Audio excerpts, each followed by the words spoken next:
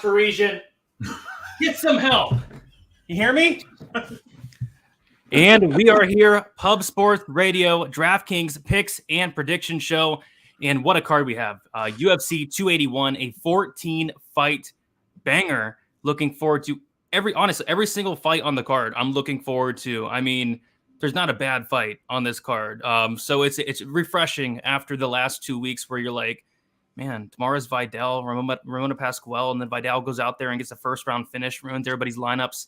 I don't expect any of that to happen this week, so looking forward to it. As always, guys, we're here with Weezy, Monk, and Gordo. Weezy, what is up? You looking forward to UFC 281? Yeah, man. We're in the midst of a 6-week stretch. This is week 5, and I've just kind of had like my nose to the grindstone, getting ready every week. But you look up this week, and it's like, oh, we're finally, the last 2 weeks were rough. And this week, it's 14 fights, top to bottom, all firefights. I can't wait. So, yeah, it's going to be really fun to talk about this one.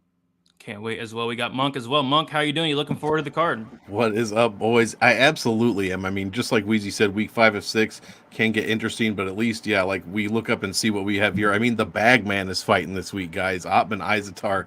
I mean, what's in the bag? That's all we want to know. So I'm definitely looking forward to this one. Frankie Edgar retirement week is a bit bittersweet, but 2 title fights makes up for that for sure. Yeah, and last but not least, we got Gordo. Gordo, what is up? You looking forward to the card this week? Looking forward to it for sure. I think it's going to be one that, you know what, it just got action written all over, and that's exactly what you're looking for in these big pay-per-views. I'm looking forward to it. Happy to be talking with you guys, and wishing everybody the best. For sure. All right, we'll get into it. Before we do so, leave a like on the video, guys. Subscribe here to Pub Sports Radio so you don't miss out on all the other content throughout the week. But I say we get right into it. Lots to talk about, and we're going to start with our fight to target, and I'll kick this one off to Weezy. Weezy, what fight are you going to be targeting the heaviest this week? I want to do Frivola versus Azatar, because obviously Ottman Azatar, his 2 UFC fights have both been first-round knockouts. And I believe he's finished 12 of his 13 professional wins, and there are no losses. So we know that Azatar's fights are very, very likely to finish inside the distance. And the bookies agree with that as well. I think it's the second most likely fight to finish inside the distance this weekend. But Frivola, he's got some wrestling upside here. He's a guy that can actually, absolutely mix in the takedowns.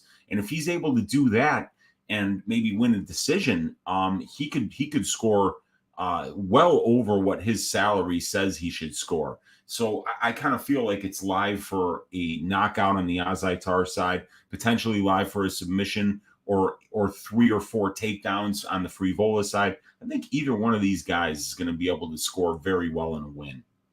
Yeah, I mean, I'm with the same thing. I have a ton of this fight, almost 100%, because I kind of see it playing out one of 2 ways. And really all comes down to, Matt Frivola's game plan, right? If he wants to go in there and stand and bang with Ottman Azatar, I think he gets knocked out brutally. But if he goes in there and wrestles, I think he can rack up some takedowns, some control time, win a decision, maybe get a late finish. So I'm with you there, Weezy. I went with this fight. I'm more so on the Ottman side, especially with that salary. He's now a favorite at 7,700. But I'll definitely have my fair share of Matt Frivola, and I don't think he's going to be extremely high owned due to him being an underdog at 8,500. So love this fight to target. I'm going to have a ton of it this week. Monk, what is your favorite fight to target this week? Well, I do love that one, but Frivola is absolutely a killer be killed fighter, and I mean the bag man is always looking to get finishes. So like you said, getting him at 7,700 and he's now a favorite is really a prime spot. I'm going to give you something crazy, and I'm shocked nobody said this. I'm just kidding. I'm going to give you Karolina Kowalkiewicz and Silvana Gomez Juarez. Now, before you come after me with your pitchforks, listen to this. And they've got a total of 5 fights since 1/1/21. Average fight time in those 5 fights, 4.31 minutes. Average total DraftKings points per minute, not raw, total, 27.68 points a minute. Average bonus points per fight, 86. Scoring over 100 points, either them or their opponents, 80%, 4 of 5 of those fights. Scoring over the optimal average of 109.74, 2 of those 5 fights, a 100% finish rate, an 80% first round finish rate, 80% optimal rate. Guys, these numbers are insane. I don't know if I've ever seen a fight like this. This is high variance, low level women's MMA. what more could you possibly ask for? Somebody's getting finished. Somebody's getting finished inside the first round. And if it doesn't happen, boy, I'm going to look stupid. But these numbers are literally jumping off of my screen. So I'm playing the double K and Silvana Gomez Juarez fight in hopes that one of them, I mean, Gomez could knock Kovalevich out. Kovalevich could submit. Well, mistakes are bound to happen in this one, and somebody's going to pay for it. So give me that fight right there. Sounds good. I like it. Gordo, how about you? What is your favorite fight to target? Yeah, I think you can make really an excuse for almost every fight and why it could be high owned here. I think that when I was writing these down, I didn't expect anybody to take the women's syllable fight. Like this, so many syllables in these. I don't know if I can pronounce them, but that was actually my option. I was going to go with that was my second one. We're going to go down to my third option right here. We're going to talk about Alberg versus Negumereanu. And I know that Negumereanu, this is a fight where people are expecting, Alberg to maybe point fight his way with that brick head of Negumereanu here. But I do think that he's going to walk forward with a very pace-heavy approach. And I think if you want to have a chance at beating Alberg, you're going to have to make it gritty. You're going to have to make it dirty. And I do think that this can be one that could rack up these points, whether it be Alberg finally cracking the chin of Negumereanu or Negumereanu really drowning him to deep waters. So I do think this is one that could go a bit under the radar. I think it could accrue some decent ownership. And I do love to target those first fights of the night, especially with the way that they, personally, I think that the UFC wants to bring in some violence, attract some, fun fights to start the night. I do think this could be a very, very fun fight and a very high scoring one at that. Yep, sounds good. If you targeted the first fight of the night last night, you did very well with Tamara's Vidal going out there and getting that the knee to the stomach there. So yeah, I like it. We'll move on to our fight to fade here. We have Sungwoo Choi going against Mike Trizano for me. It's the worst inside the distance line, I believe, on the entire card, and there's 3 women's MMA fights on it. So I think this fight does go to decision. I mean, I guess I could see a Sungwoo Choi knockout, but I don't see any takedowns in this fight. I think this fight's going to play out on the feet for 15 minutes. Don't really like the price tag of Sungwoo Choi. Not a big fan of Mike Trizano as well. So I'm fading this fight, but this is a card where, I feel like every single fight's in play, but this was just the one I was kind of least looking forward to putting in my lineups. Gordo, what fight are you fading this week? That is mine as well. And I think that if you really expected Trizano to go out there and shoot takedowns, it'd be a different story, but that's not going to happen here. The other fight I'm really looking to fade, and again, you mentioned it, you can make an argument for all of them, but I have less of the Jackson versus Arce fight than I really expected to as well. This fight is also favored to go to decision. I know with all the powers and knockdowns of Mike Jackson, he's definitely someone that's, what people want to target, or Montel Jackson, sorry. I don't know why. Not Mike Jackson. Nobody's targeting Mike Jackson. Please, No, God, no. That man is just stuck in my head forever, man. Jeez. No, I think it's one where despite him having this power, these immeasurables, I don't know if he's necessarily going to get off that same bonus points. I mean, we saw people struggle to really connect on Arce. Arce can be elusive. So I think this is one that goes to decision. I think it's a kickboxing bout. And in doing so, I don't necessarily think it racks up the most points. With that being said, I can completely get the reason why you want to target it. But out of all these fights on the slate, that's definitely one I'm not getting to as much as I expected to. Sounds good. Monk, how about you? I'll save that one. I'm going to go with Frankie Edgar and Chris Gutierrez. Honestly, this is Frankie Edgar's retirement fight. As I mentioned in the open, he's only $7,100 this week, so I totally understand if you want to use a little of him for maybe some salary relief. His numbers are good. 3 points a minute, 102 per win. But these are career numbers, guys. He's only 1-4 in his last 5, and he's been finished in 3 out of his past 4. Actually, all 3 of his last 3 losses, he has been KO finished. And he's going up against Chris Gutierrez, noted, powerful striker, just finished, I believe, Dana Bakary. But other than that, he's not really ending fights. He's only finished 2 fights in the UFC out of his 6 wins. I personally think that the most likely path to victory for either side is a Chris Gutierrez decision. What does he score in decisions? Chris Gutierrez, 66.69 points. I just don't think he's going to pay off that $9,100 salary unless he KOs Frankie Edgar. Can he do that? Yes, he can. Is that going to happen? I mean, trends would say yes. He just was KO'd by the Korean Zombie, Corey Sandhagen, and Chito Vera. But we're going to see if Chris Gutierrez, I don't think he's on the level of Chito Vera. I don't think he's on the level of even Corey Sandhagen. So we're going to see if Chris Gutierrez can actually do that. I'm thinking it's going to decision, and it's not going to pay off the salary here. So give me this as an overall fight to fade. We'll probably get some decent ownership on Chris Gutierrez since everyone knows Edgar is retiring, and that's a good spot to target usually. But if he doesn't get that finish, guys, you can find your spots elsewhere, I think. Yep, makes sense. Weezy, how about you? Is there a fight you're looking to fade this week? Yeah, it was Trizano and Choi for me as well. Both of these guys score them less than 3 DraftKings points a minute. Choi is 2.79, and it's 2.25 for Trizano. And neither one of these guys does much grappling, and that's the reason why they don't score a lot of points. If you're a striker and you're not getting a ton of knockdowns and you're not grappling, you're going to be a low-scoring DraftKings player unless you're just landing 10 significant strikes a minute or something. And that's just not, there are very few fighters that are doing that. So it's a pretty easy fade. Neither one of these guys showing a lot of power. Trizano, only 2 takedowns in 6 UFC fights.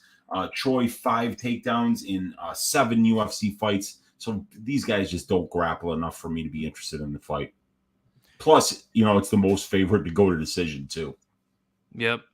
Least likely to finish. No grappling upside. I think it's a pretty good fade. Now we're going to go to our fighter to fade. I'm with you, Monk. I went with Chris Gutierrez here. I mean, 9,100. That is a steep price tag who I think he could finish Frankie Edgar. I mean, Frank Edgar, 41 years old, retirement fight. I think he could finish him, but I kind of see it being like a accumulation of damage type thing. I don't really see him finishing Edgar early.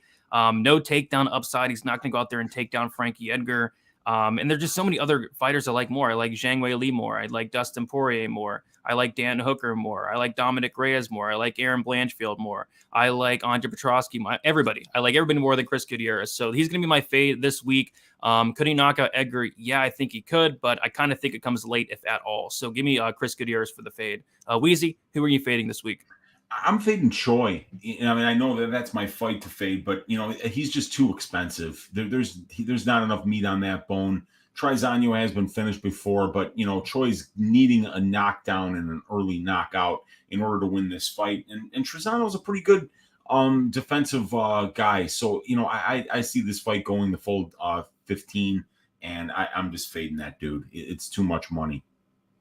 What if he comes in with that beautiful blonde hair? Yeah, I don't know, man. See, that's the thing. How am I supposed to know if he's going to have that hair or not? I don't have any kind of inside information. I am not James Krause here. So, it's Wednesday.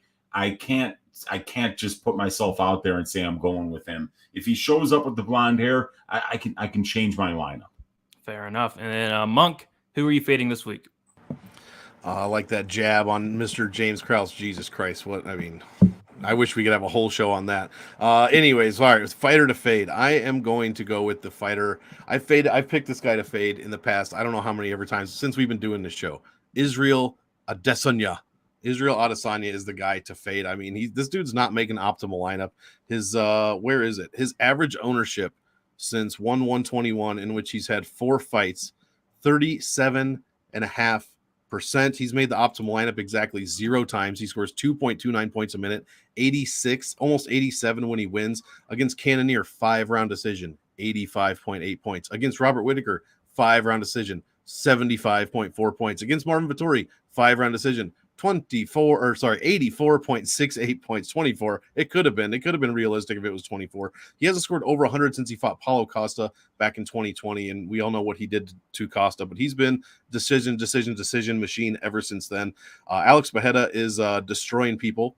I think that if Adesanya wins, it's going to be by decision. I don't think he's going to finish Pereira. Maybe he could, but I just don't see that happening. Most likely outcome Adesanya by decision. What does he score when he wins by decision? 78.62 points. At 8,600, he is almost $400 cheaper than usual. So that is a bit intriguing. He's not as expensive as he usually is, but I am in no way interested in rostering Adesanya. I mean, if you think Paulo Costa's Alex Pereira, then that's fine. You can put him in your lineups, but I'm going to be saving some salary. I'll be well over the field, I'll have more Pereira than I will Adesanya, and I'm going out on a limb again. I'm fading him yet again until he delivers something worth rostering. Yeah, that's an interesting one because I'm always fading Adesanya, but he's always like 90, 9,100, 9,200. At 8,600, I think I'll have some, but it wouldn't shock me if he shit the bed. He shits the bed all the time. We'll move on though to our favorite dog. We'll stick with Gordo here. What are you liking as a dog this week? Well, I missed my fighter to fade, but it would have been Sungwoo Choi, so that's okay. My favorite dog for me, because I missed it, I'm going to go an easy one here. I'm really liking Silvana Gomez Juarez here. I know she's technically an underdog, so I'm going to take the easy way out just because I do think that, you know what, she has this incredible power for that division, and where with her ceiling being a knockout, a knockdown, especially over an older fighter in the syllable fight here, I do think is necessarily something that could happen at a pretty high clip. She's gone out there, her last win, 103 points over Brady's favorite fighter, so we won't bring that up too much. But I do think this is one that you could really see a finish happening early on, and I would not put it past her if she's able to go out there and score well in the process. I just think she does have a higher chance of winning this fight than the underdog price tag entails, even though it is 8,000. Yep, I'm going to be very high on Juarez this week. For me, I'm going to go with the easy one. It's Ottman Azaitar for me. He's 7,700. He's like minus 125, minus 130 on the money line. I think he's going to be one of the highest owned dogs, and rightfully so. He just has so much upside.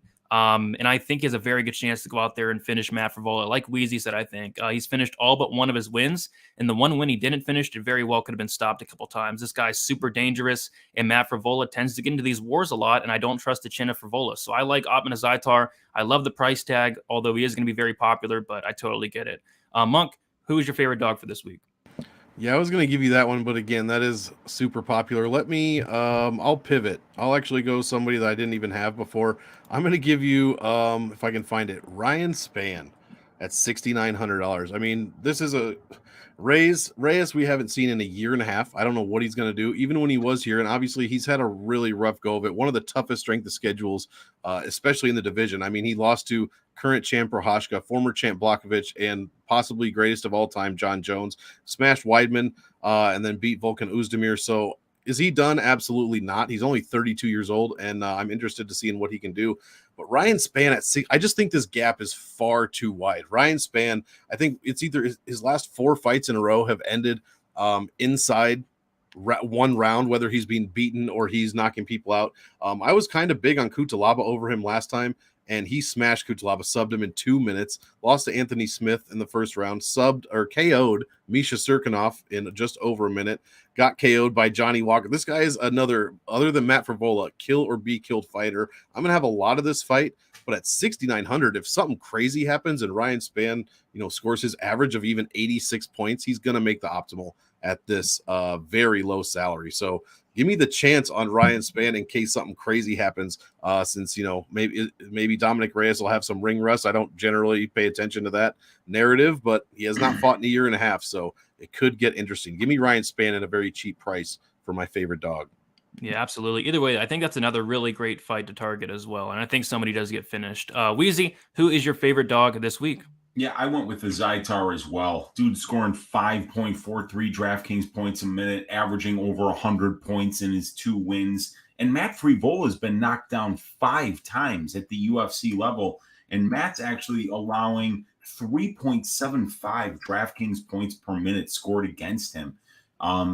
He's very chinny. He's been knocked down before. He's been finished in the first round twice. So I just think the combination of the salary, the upside, and the narrative of how these guys win and lose fights makes Azaitar a very, very attractive option for a dog this week.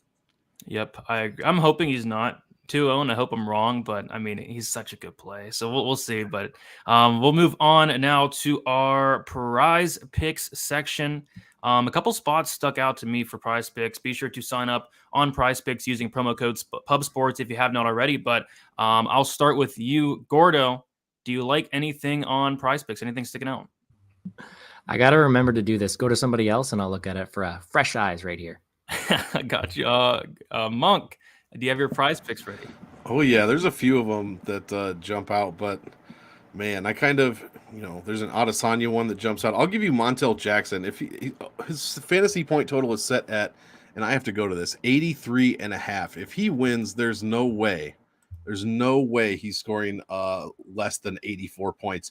JP Bays 131, Jesse Strader 116, Felipe Colares 148, Andre Sukmantov 108. And Arce is probably better than all of those guys, but if Jackson has his way, we're getting a gazillion takedowns, and the 83 points is going to be blown out of the water. So give me over for Montel Jackson fantasy points. Over on the Montel Jackson fantasy points. Weezy, you got anything? I was looking at Carlos Ulberg, 46.5 significant strikes. Now, Ulberg is a volume monster, and Nick Negamarianu has got the biggest head in the world next to Hu Yazong, and he's easy to hit. 38, 39% striking defense, no head movement. He really relies on his chin. So I feel like if Negamarianu's not getting takedowns in every single round, Ulberg easily gets 46.5 significant strikes. Dude, I think he landed like 60 in the first round against Kennedy Nzechukwu. So I really like Carlos Ulberg over 46.5 significant strikes.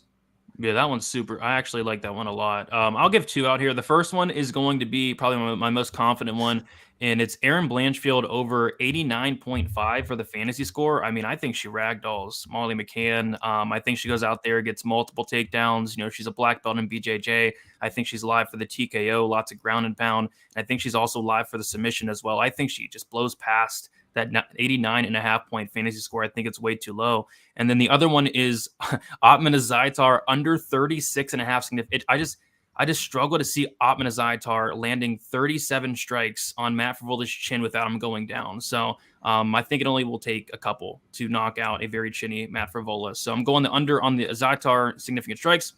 The over on the Blanchfield 89.5 fantasy score. Gordo, did you find anything that caught your eye? I did like that one, but we're going to go with a same person, different prop. We're going to go with Erin Blanchfield over 3 takedowns. I do think, as you said, she does ragdoll her, takedown around, not inconceivable. If Molly McCann gets up once, I think that's pretty good. But I do think that 3 is maybe too low for that. All right. Sounds good to me. Again, guys, sign up on PrizePicks using promo code PubSports. Always a lot of things that stick out there, especially this week. I thought there were a lot that stuck out. All right. Let's keep moving on. We have our favorite GPP play, and I will kick this one off. I know, Monk, you talked a little bit about Ryan Spann, and I think that makes a lot of sense. But I'm going to go with Dominick Reyes here at 9,300. There are a ton of question marks about Dominick Reyes. There are a ton of red flags on Dominick Reyes. He's on a 3-fight skid against very good competition, against champions, John Jones, Jiri, Jan Blachowicz, guys like that. But I do question where his head's at. He's taken a year and a half off. If we get the best version of Dominick Reyes or anywhere near the best version of Dominick Reyes, I think he beats the living shit out of Ryan Spann. Ryan Spann's out there losing minutes to Sam Alvey, getting outstruck, getting out-volumed by Sam Alvey, getting hurt by Sam Alvey. What kind of scared me was him getting dropped twice by one Anthony Smith. I think it's a great match for Dominick Reyes, but again, there's those question marks, there's those red flags that make this a GPP play for me, a guy that I would not really use in cash, but I think he has a ton of upside. I think somebody's getting finished here. I think somebody's probably getting finished in the first round with the way Ryan Spann fights. So I love me some Dominick Reyes at 9,300, but this is definitely a fight I think is a really going to target. Weezy, who is your favorite GPP play this week? Yeah, I'm going with Erin Blanchfield this week. Erin has just been tearing it up thus far. She's scoring 5.47 DraftKings points per minute, only allowing 1.47. And I brought this stat up on Just the Tip last night. In Molly McCann's wins, she's being controlled by her opponents less than 10% of the time, around 9%. In Molly McCann's 3 losses, she's getting controlled over 60% of the cage time that's total in those 3 losses to Santos, to Procopio, and Jillian Robertson. So this is exactly the kind of fighter that Erin Blanchfield is. What's Erin Blanchfield's control time at the UFC level? 60.19%. It's exactly what Molly yields when she's losing fights. So this is, unless Blanchfield goes out there and pulls a Corey McKenna, and if she does, there's going to be some broken TVs and there's going to be some phones thrown into major bodies of water all over the country and all over the world. But I think if Erin fights smart here, she scores a lot of points, super high upside. And there's a lot of good, cheap options this week that free up salary so that you can easily get Blanchfield into your lineup. Yep, I like it a lot. Monk, how about you? Who are you liking as far as a favorite GPP play? Well, it's kind of a toss-up. Aaron Blanchfield for me, number one, with a bullet. Absolutely. I love this narrative that Molly McCann's going to box her up. I just think that's so funny. I've seen that written on like with my eyes. It's insane. Anyways, I'm going to give you someone that might go by the wayside a little bit because there's a ton of options at the upper end. Andre Petroski. Much like the Molly McCann thing that I just said, I've seen some people really on Wellington Turman here. And I mean, I'm not slandering you guys and gals, but I'm on the other side. I like Andre Petroski. This guy's numbers are crazy. I mean, 4.61 points a minute, 104.93 per win. And he has the best defensive pace on the entire card, allowing only 0.9 points per minute. Wellington Turman, not generally a good scorer, only 2.67 points a minute, 76 is what he gives up, or what he scores when he wins. But what he gives up almost 100 points per loss. That's what I'm looking for here with my Andre Petroski pick, coming in well over the almost 2.5 points a minute in takedowns and control time. Yes, Wellington Turman only been taken down one time, but it's only been 7 attempts. Guys, Petroski has 8 takedowns in his UFC career so far in a very short amount of time, 8 takedowns in less than 30 minutes. So Turman is we're gonna see what that takedown defense is all about. Maybe he'll want to go to the ground with his submission style, but Petroski should be able to hang with him at least a little bit. I understand there's a narrative here about cardio issues for Petroski. The only thing I can say for that is he has 2 round 3 wins. 2 round 3 finishes. One was just below the belt with the aforementioned Hugh Yao Zhang, and the other one was Michael Gilmore after the 13-minute mark. So I mean, maybe he does have cardio issues, but he's late round finishes here in the 3rd round for Petroski. All 3 of his wins over 90, 2 of them over 100, 1 over 110. Meanwhile, Turman given up tons of points. 2 of his 3 losses over 100 is what he's given up. So I'm going with Petroski in hopes that I can get some leverage because I don't think he's going to be very high owned. I think a lot of people, like you guys said, Blanchfield, Zhang, Reyes, whoever else is up there at 9,000, Jackson is going to get a lot of ownership. So I think Petroski could be an interesting little play here. And also, sorry to take up, he's made his optimal lineup 3 out of his past 3 fights. If he wins and makes the optimal, he will only join the King, Casey O'Neill, and Ricky Simone as the only people to win all 4 of their past 4 fights and make optimal in every single one. So that's quite a club that Petroski could be in if he beats Turman soundly here. Yeah, I mean, the only thing I disagree with is the fact that you said Zhang Hu without putting that bum before his name. Yeah, I was going to say something about his head, but I definitely I apologize. I'm going to actually change his nickname in my database to that bum. Yeah, I mean, 0-3 in the UFC, 3-3 in MMA. It doesn't get worse than that. But Gordo, who are you liking? Yeah, I'm kind of worried for our lineups because I had Dominick Reyes as my favorite play, and man, I do think he is a great GBP option here. I mean, I've maybe been burned by trying to fade Spann, but I do think Reyes is a good lineup. Let's go to a 3rd option for me, though. I do think that I'll be playing Matt Frevola as a good GPP option a lot of the time just because of the ownership on the other side. I do think that Azatar is going to get a lot of love, and rightfully so. That chin is a question mark for Frevola, but I do think that if he fights smart, Frevola's ceiling is definitely super high here with takedowns, control time, the ability to go out there and fight smart. So as long as he's not into a brawl, I think he should have a really good ceiling with lower ownership. I really do like Frevola, but Reyes is also my GPP pick as well. Yeah, I think Frevola is a good one. I think he's going to be super low, and he definitely has a path to score well. So although I do like Ottman a ton, I will definitely have my fair share of Frevola. All right, let us go to our favorite cash play. I'm going with Aaron Blanchfield. I think she's super safe. She's the biggest favorite on the entire card. I think it's a horrible matchup for Molly McCann. I'm actually shocked Molly McCann took the matchup. She was doing so good. She was building up this hype, gaining a ton of fans. And then all of a sudden, she signs to fight Aaron Blanchfield. It just doesn't make a ton of sense to me. Molly McCann, if you're listening to this, you still have some time to pull out because all the hype's going to be gone. I mean, I think Aaron Blanchfield just goes out there and just completely dominates her and finishes her. So I like Blanchfield a ton. I think she's safe. I think she has takedown upside, control time upside, and finish upside as well. Love me some Aaron Blanchfield this week. Gordo, how about you? Who are you liking in cash? Same there. Same reason I said for my prize pick points. I do think she's able to get takedowns, control time. I also don't mind Zhang Weili as top as well. I'm not as high on Esparza as other people seem to be this week. I think maybe the price is a bit high for Weili, but I do think she's able to dispose of Esparza. I think she's got finish potential as well. I think that both those ladies up top are decent cash options, but Blanchfield is also the favorite one for me. All right. And then Monk, how about you? Who are you liking in cash? I'll be quick. I think Chris Gutierrez is a decent cash play here. He's a bit expensive, but as we said, I mean, I want to know what the percentages are of fighters that we know are retiring, what their record is in their last fight. I think it's very, very low, and for pretty much that reason alone, and also Frankie Edgar is just turned 41 years old earlier this month. Or last month, I guess. For those two reasons, I'm picking Chris Gutierrez. I think he wins. I don't think he scores well, but I think 80, 85 points could be fine for cash. Okay, and then Weezy, who are you liking for cash this week?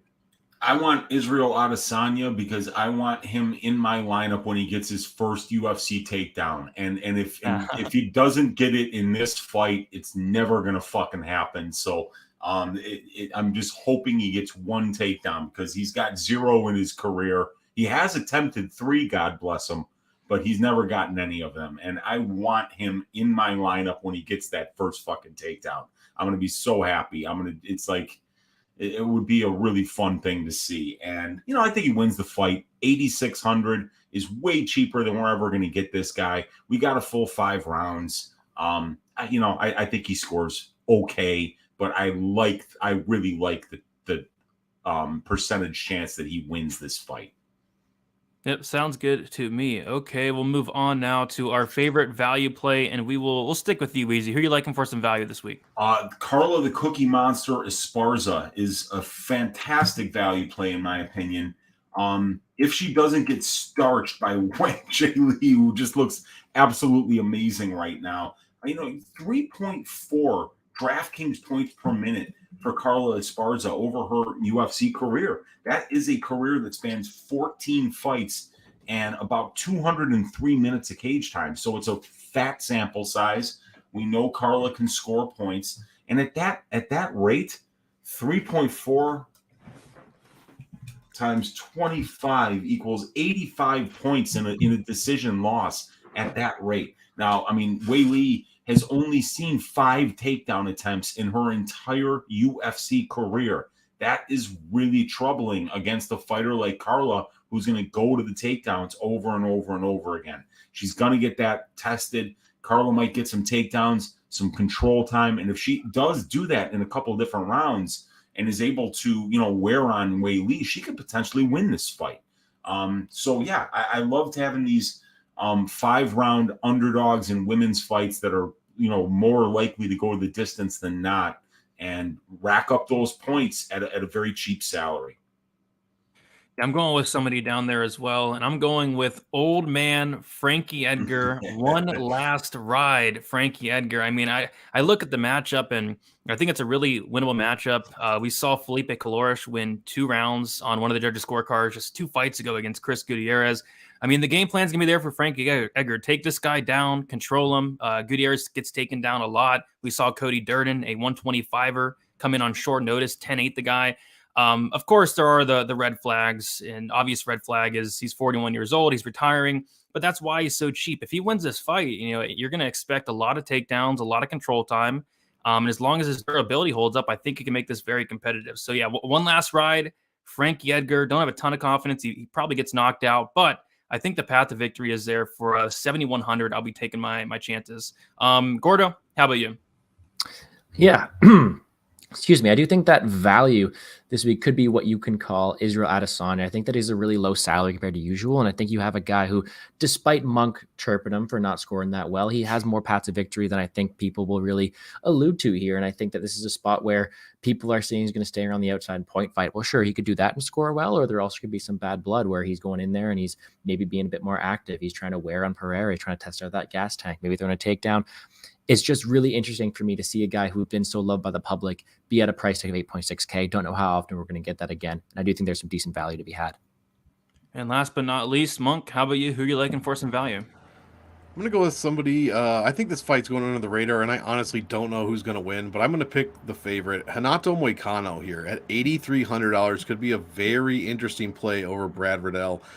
This is, in my opinion, the one that I don't have a good read on, but Moicano scores almost 3 points a minute, 95 per win. That is pretty much exactly what Brad Riddell gives up. So it matches well there. Moicano scoring 0.8 points a minute in takedowns and control time. That is Riddell's hole in his game, as he has allowed so far 1.45 points per minute in those two categories. Coming off of 2 losses, both guys lost to Fiziev, but then Riddell turned that around and lost to Jalen Turner in less than a minute. With I believe he got head kicked, if I remember correctly.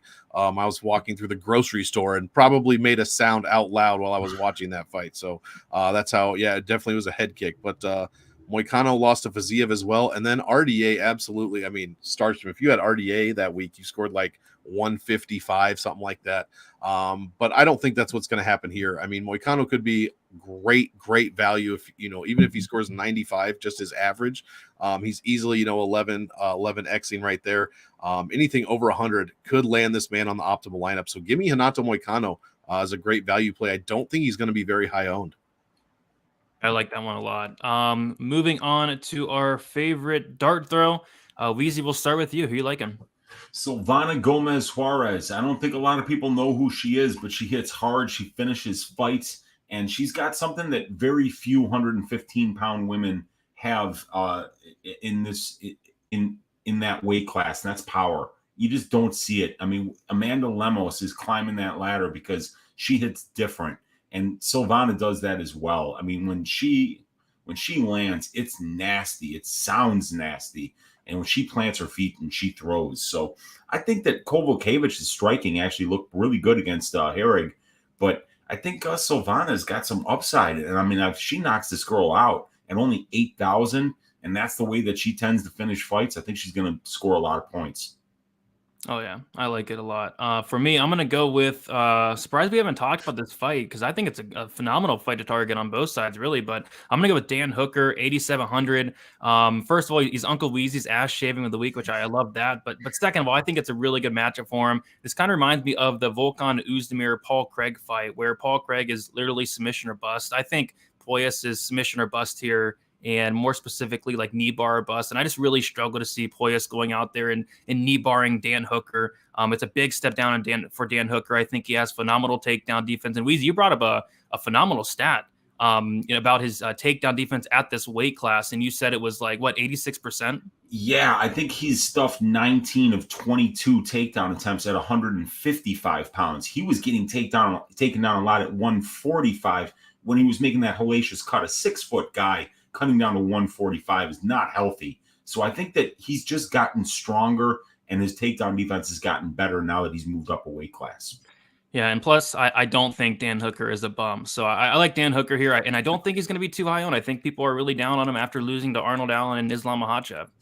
Gordo, who are you liking as a dart throw this week? Yeah, for me, dart throw, as you guys know, I like to go for someone who, it's going to be low owned and has slate breaking potential. Now, I know we talked about the other side of this, but Wellington Turman, $7,000. And I know that he has not always got the best skill set, but he's facing a guy who's got wings over, what do you guys call him? The bum. That bum. And Michael Gilmore, really. And I don't think that Petrosky has ever really seen the scorecards in a professional MMA fight. So I think that this is one where his ceiling is super high, $7,000, has the potential to go out there and break that. We could see a cardio defect. We could see Petrosky get caught in something. We know that Wellington has decent Brazilian Jiu-Jitsu. I think that's the definition of a dart throw because the ceiling is definitely right there. So I do think that I'll be getting to some tournament at $7,000. Not saying he's a lock or anything, but I do think that he has good dart throw potential. Yeah, I think so as well, especially at that price tag. I think it's worth some shots. And then Monk, how about you? Who you're liking as a dart throw?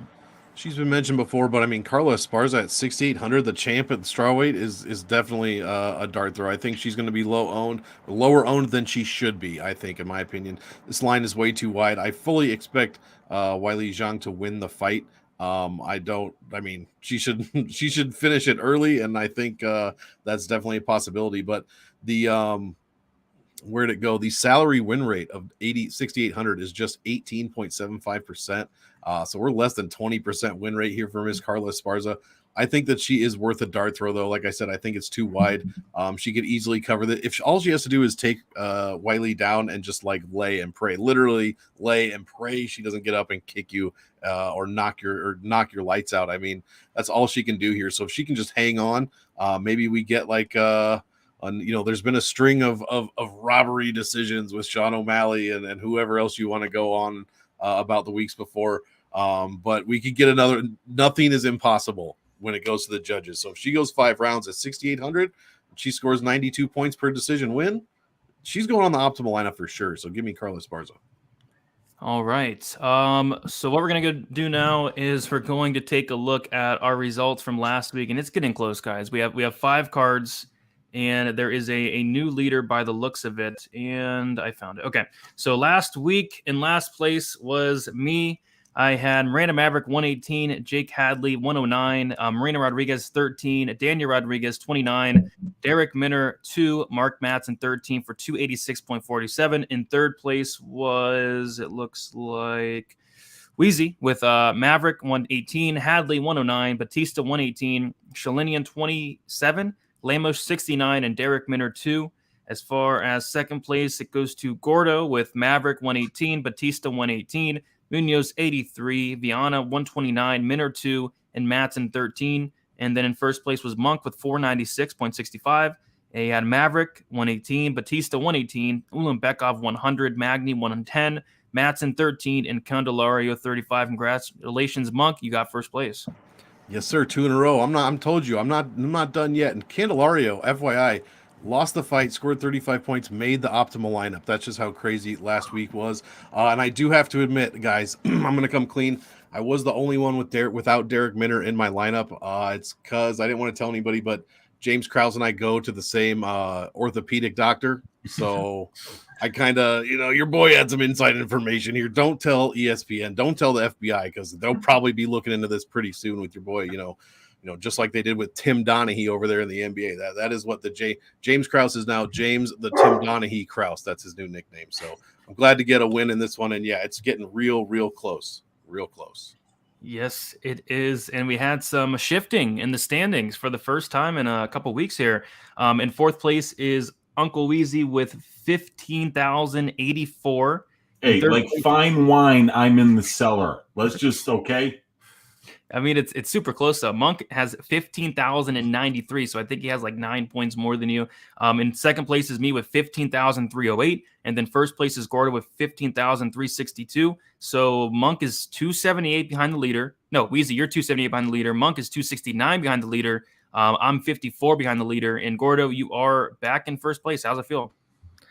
Thanks for keeping my seat warm. I appreciate it. But no, it's a very, very close competition. Dude, like 200 points separating all of us, that could all change this week. So wishing you guys best of luck. 5 weeks left. Let's do this. Let's do it indeed. All right. If you guys have any questions in the chat, by the way, make sure you type them in and we will get to them. If you're watching on the replay, type the questions in the comments and we will get to those as well. But what we're going to do now is give our lineups for this week. Weezy, you got your lineup ready? I do. So I'm going up top with Aaron Blanchfield, cold-blooded, Dominick Reyes, Israel Adesanya, Silvana Gomez-Juarez, Atman Azaitar, and Carla Esparza. Yeah, I'm kind of close with you. I got Blanchfield as well. I have a Zaitar. I have Gomez Juarez. I have Dan Hooker, Dustin Poirier, and then Frankie Edgar. Monk, do you have your lineup ready for this week? Sure do. I've got Blanchfield as well. Andre Petroski, Montel Jackson, Atman Izaitar, Alex Pereira, and Ryan Spann. And last but not least, Gordo, what do you got for this week? Blanchfield up top. We are taking Dominick Reyes, Atman Azaitar, Silvana Gomez Juarez, Carlos Ulberg, and Frankie Edgar. Sounds good. All right. And lastly, we will do our quick picks and then how to hear. Weezy, what are your quick picks for this week? Let me get UFC stats up here. So in the main event, I'm going with Israel Adesanya. I'm going with Wang J. Lee, Dustin Poirier, Chris Gutierrez, Dan Hooker is Uncle Weezy's ass shaving of the week, Renato Moicano, Dominick Reyes, Aaron Blanchfield, Wellington Turman, Matt Frivola, Silvana Gomez-Juarez, Sungwoo Choi, Montel Jackson, Nikolai Negamariano. Sounds good. Yeah, this is a week where I see a lot of ass shavings, Weezy. So I'm going to kind of just tell you everybody I think who's going to shave ass. So I like Adesanya to win. I like Zhang Weili to shave ass. I like Dustin Poirier to shave ass. I like Frankie Edgar for the upset. I like Dan Hooker to shave ass. I like Moicano to shave ass. I like Dominick Reyes to shave ass. Blanchfield to shave ass. I like Turman for the upset. I like Azatar to absolutely shave ass. I like Gomez Juarez to shave ass. I like Choi. I like Jackson, and I like Olberg. So yeah, I think a lot of people get their ass shaved this week. Monk, who are you liking for your picks this week? There's going to be so much ass hair on the floor, on the mat. Yeah. It's going to be insane. Oh, Jesus. Get the broom. Yeah, no kidding. I'll go Carlos Olberg, Montel Jackson, Choi, Sungwoo Choi, Karolina Kovalkiewicz. That sounds bad. These are CM Monk's picks, and I already don't like them. Otman Izatar, Andre Petrosky, Aaron Blanchfield, Dominick Reyes, Renato Moicano, Dan Hooker, Chris Gutierrez, Dustin Poirier, and then Carla Esparza and Alex Pereira. Very interesting. So a couple of dogs here. There we go. And last but not least, Gordo, what are your picks for this week? Yeah, I'm hearing a lot of ass shaving, not a lot of dick saws this week. So I wonder how that's really going to go down. But I truly do think that these first two fights are a lot closer to the line and tail. So we're going to pick some dogs here. We're going to go with Nega Mariano in the first fight. We're going to go with Julio Arce as well. Then we get to some favorites here. Sungwoo Choi, Silvana Gomez Juarez, Otman Azatar. We're going to go with Wellington Turman here as an upset. Aaron Blanchfield, Dominick Reyes, Renato Moicano, Dan Hooker, cheering for Edgar, but let's go Gutierrez, Poirier, Weili Zhang, and Israel Adesanya. All right, we did it. Fun show, guys. Uncle Weezy, let the people know where they can find you and what you have going on throughout the rest of the week. But I think you're done with content, right? I'm done with content this week. I did ask Weezy a couple days early on Monday, but you can find me on my YouTube channel, Uncle Weezy. You can find me on Twitter at MMA Weezy. You can find me on the MMA Engine YouTube channel. And you can also find me on Pub Sports Radio every week, 3 different times. Stack Diggers on Sunday, DFS show on Wednesday, watch along on Saturday. Let's stack cash tickets like flapjacks for UFC 281, you guys. Let's go. We got Monk. Let the people know where they can find you, what you have going on throughout the week. I saw you just posted a video like 30 minutes before the show started. Yes, sir. Salary Voodoo is in the bag. So that one, maybe that's what was in Otman's bag was Salary Voodoo. So that one's out. While we have been doing the show, I believe Game Theory is also out on my channel where I break down all 14 fights from a DraftKings perspective. Hit me up on Twitter. Always love to go, on Twitter. Should I pay the $8, guys? What should I do? I've just been torn up so bad if I want to pay $8 to Twitter or not, much like all of America. What do we do? I'll tell you what you do. You hit that like on this video, and then you watch it again just for the views. So thanks a lot, guys. Enjoy UFC 281. I know I will. And Brandon, real quickly saying he agrees with Gomez Juarez and missed the majority of the show, but isn't she the dog? Yes, she's the dog on DraftKings. She's 8,000, and then she's also the dog on the money line as well, like plus 100 around there. And then Gordo, let the people know where they can find you, what you have going on throughout the rest of the week for some content. Yeah, maybe not the dog for long. That line's moving a bit, but I do think that she's definitely a dog for sure. All right. As for me, you can find me on Twitter at GamblesGordo. You can find me on YouTube at Plays and Fade Sports. I have the Horsemen. I got Lou Betcha, Liam Picks Fights, and Wiz Bets coming on the channel tomorrow, 6:30 p.m. EST to break down the entire slate from a betting perspective. And then I owe Lou Betcha a shoey tonight. So I'll be doing a shoey breaking down some NFL at midnight tonight on the Wiz Bets YouTube channel. So don't know how I got myself into that, but that'll be some fun. Other than that, guys, if you got any questions, message me on Twitter. We'd happy to talk down some fights and wish everybody the best of luck this weekend. Is it one shoey? I thought it was multiple shoeys, or did I read it wrong? So they had a bet going on. One of them was on -3. The other one was on +3. And of course, they're like, oh, Gordo, you can just take the what happens if it hits like in pushes, because that's never going to happen. And of course it happens. He said one shoey. If I got to do more, then it's going to be a fun Wednesday night. I'll tell you that. Sounds good. Okay, I can't wait to see that. And you guys can follow me on Twitter, DFS_numbers, Instagram, DFS by the numbers on YouTube, DFS by the numbers, MMA Engine, and Pub Sports Radio is where you can find me. Best of luck for UFC 281. Should be a phenomenal card from a fan perspective, DraftKings perspective, and a betting perspective. Let us all make some money. We'll talk to you guys very soon. See you later.